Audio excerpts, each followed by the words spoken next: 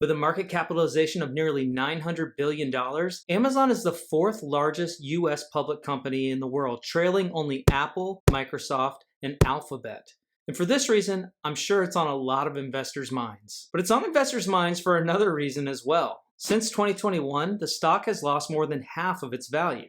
And now trading at about $86 per share, Amazon trades below its high of $102 per share way back in 2018, which when you think about all of the growth that the company has experienced over the last 5 years, that's really extraordinary. Therefore, with a drop like this, I'm sure that investors are wondering more than ever, will Amazon stock go back up? And if so, when?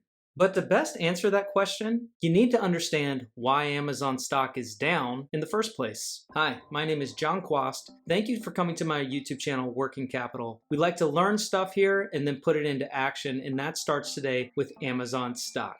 I'm going to make a dogmatic statement here at the beginning. Profits drive stock performance over long time periods. I'm not going to cover that in detail here. I've covered that in this other video called How to Find a Great Stock to Invest in. You can check that out if you want to know why I make that dogmatic statement, but it is something that I believe very strongly. However, profitability can be measured in a variety of ways. You can look at net income, operating cash flow, free cash flow, adjusted EBITDA, and each one has its merits depending on the company that you're looking at and where it's at in its business life cycle and other things as well. When it comes to a company that's built like Amazon and at a stage in its life cycle like Amazon, I like to look at operating income, and I believe that the market does too, and I can prove it. So here's my proof. On July 29th, 2021, Amazon reported financial results for its second quarter of 2021. For the 4 quarters leading up to that report, Amazon's operating income was reported at $29.7 billion. On the day of that report, Amazon stock was trading at about $180 per share. Let's fast forward to the third quarter of 2022. On October 27th, Amazon reported the third quarter results, and over that year, Amazon had $13 billion in operating income. In other words, Amazon's operating income peaked back in the second quarter of 2021 and has fallen about 60% since then. Editor John here. I like to get all of my numbers right, and it turns out it was 56%. Made a little error, fixing it now. Carry on. Not surprisingly, that's about when Amazon stock peaked and has since dropped about 52% from its high. So, operating income down 60%, Amazon stock down 52%. I'd say that that is a very strong correlation and an indication of what I'm saying, that profits drive stock performance over long time periods. Okay, so if operating income is driving Amazon's stock price, what is driving Amazon's operating income? And the answer to that is very simple.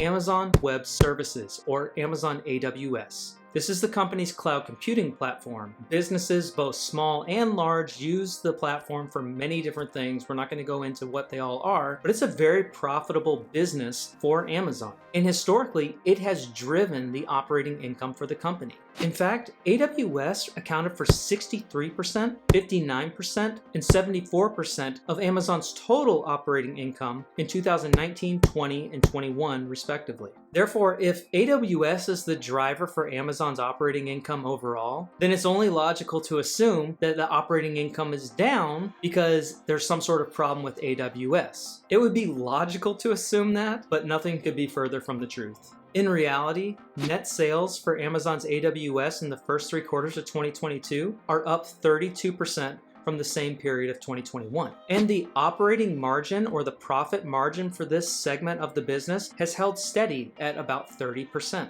Therefore, AWS is still growing and it's still just as profitable for the company as it's ever been. So the problem cannot be AWS. In reality, Amazon's e-commerce operations in North America are losing more money than they ever have. And there's several key things that are leading to this underperformance. First, you have inflation. With inflation, the cost of the products that Amazon sells on its website have gone up. And if you don't raise prices fast enough, then your profit margins get hit. Then you also have inflation with things like energy, and that affects a company like Amazon because it has a huge logistics network. Labor is another problem for Amazon's e-commerce operations. In the early days of the pandemic, many employees decided to take a leave of absence, not wanting to put themselves in danger of catching the virus. The problem was Amazon's business did not slow down, so it was forced to hire new employees to replace the ones who weren't coming into work. However, in time, those workers who had been on leave came back, and that caused Amazon's e-commerce operations to be less efficient than they used to be. And then more recently, there are some things that are really costing Amazon a lot of money, and it comes down to streaming video content. So for example, Lord of the Rings: Rings of Power, that cost about $1 billion to make, and it didn't bring in all that much more in subscribers to the Prime service. You have other big costs too, such as streaming for Thursday Night Football from the NFL. This is also costing about $1 billion a year just to do. Add all of this up together, and e-commerce operations for Amazon are extremely unprofitable right now, and it's just too much for AWS to overcome on its own.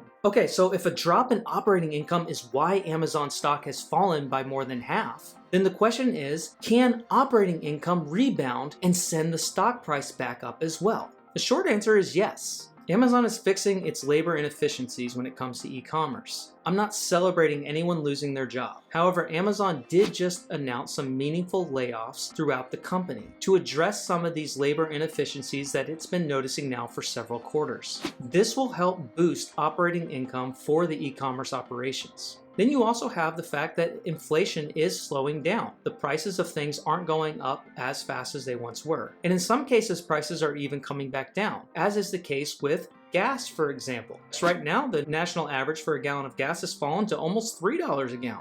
This will help Amazon's e-commerce operations as well.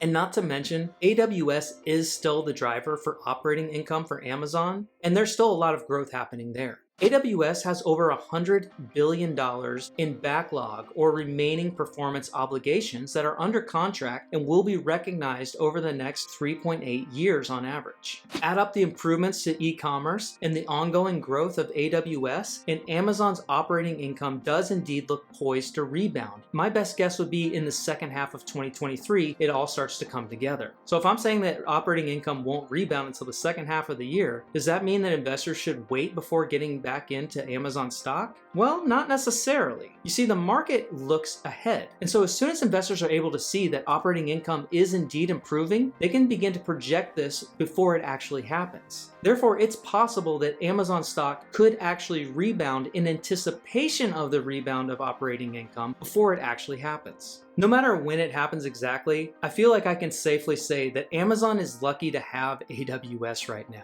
Otherwise, it wouldn't have any profits whatsoever. However, AWS was not the result of luck for the company, but rather it's a product of the genius of Jeff Bezos and how he constructed his company. And you can find out more about that in this video that I did on the topic right here. Anyways, thanks so much for watching. I really appreciate you coming to my video, and we'll see you in the next one.